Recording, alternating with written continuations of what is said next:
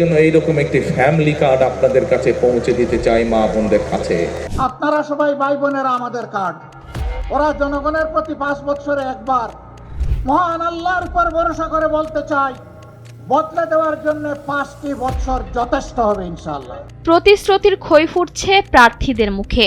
ভোটারদের মন জয়ে বিএনপি জামাত জোট একের পর এক প্রতিশ্রুতি দিয়েই যাচ্ছে। কেউ ফ্যামিলি কার্ড, কেউ বা আবার কর কমানোর মন্ত্র শোনাচ্ছে। কিন্তু প্রশ্ন হলো, দেশের বর্তমান যে অর্থনৈতিক অবস্থা আর ঋণের বোঝা, তাতেই বিপুল পরিমাণ টাকা আসলে আসবে কোত্থেকে?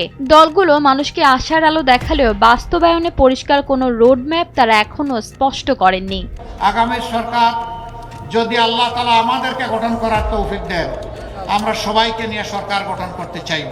বিএনপি বড় চমক দেখিয়েছে ফ্যামিলি কার্ড নিয়ে। 4 কোটি পরিবারকে মাসে নির্দিষ্ট ভাতা দেওয়ার জন্য বছরে প্রয়োজন প্রায় 1,20,000 কোটি টাকা। বিএনপির দাবি, বর্তমানের বিক্ষিপ্ত ভাতাগুলো এক জায়গায় করলে এবং দুর্নীতি কমালে এই অর্থ যোগান দেওয়া সম্ভব। অন্যদিকে জামায়াত দাবি করেছে, চুরির টাকা ফেরত পেলে উন্নয়ন নাকি লাফিয়ে লাফিয়ে হবে।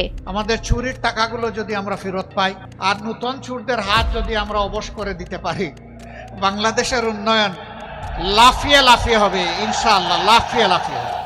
জামাত গুরুত্ব দিচ্ছে দুর্নীতিমুক্ত বাংলাদেশ গড়ার ওপর। তাদের দাবি, শুধু চুরি আর পাচার হওয়ার টাকা ফেরত আনলেই সব সংকট মিটে যাবে।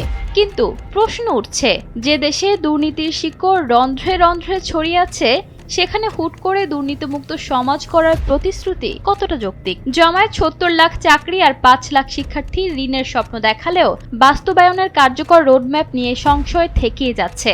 আমরা ইনশাআল্লাহ প্রত্যেকটা যুবক যুবতীর হাতকে আমরা বাংলাদেশের দেশ গড়ার কারিগরের হাতে পরিণত করব। সবচেয়ে মজার ব্যাপার হলো, বিএনপি এবং জামায়াত দুই দলই এখন পরস্পরের প্রতিশ্রুতির বাস্তবতা নিয়ে প্রশ্ন তুলছে।